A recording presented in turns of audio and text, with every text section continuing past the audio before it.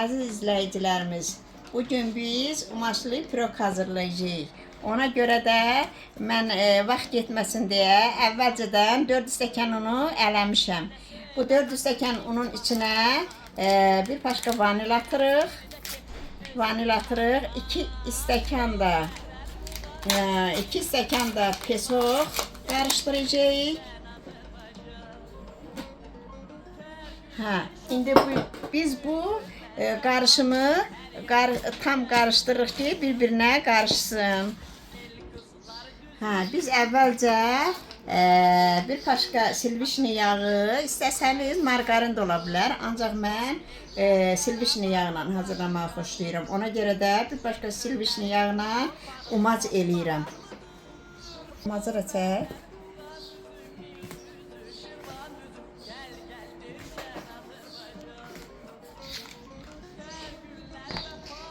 İndi mən bu qarışımla bir stəkan götürüb gördüyünüz kimi kənara qoyacağım. Allah qoysa, o tam hazır olandan sonra üstünə səpəcəyik. Onun üçün bunu bir stəkan kənara qoyuruq. Sonra biz bu qarışımı da bir oyuğa açırıq. Bu oyuğa 4 dənə yumurta, bir stəkan qatıqdır, ancaq bunun yarısını tökürük. Yarısına da soda qatıb qarışdırırıq. Biz bu sodanı qatıqla qarışdırıb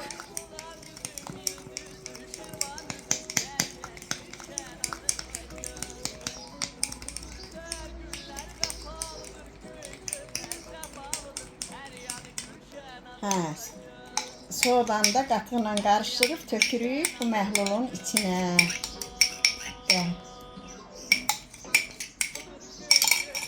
İndi biz tam bunu həll eləyirik.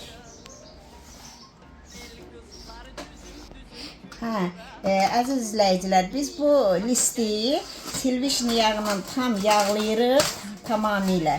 Çünki piroqumuz qabdan asanlıqla ayrıla bilsin.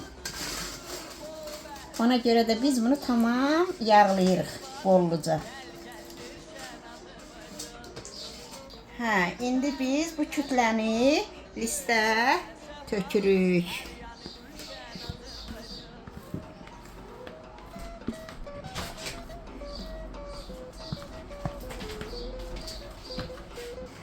Əziz izləyicilər, indi biz bunu tamam eyni bərabərdə düzəliş etməliyik. Əziz izləyicilər, o bir stəkan saxladığımız umaşdan da biz səpirik bu piroqun üzərinə.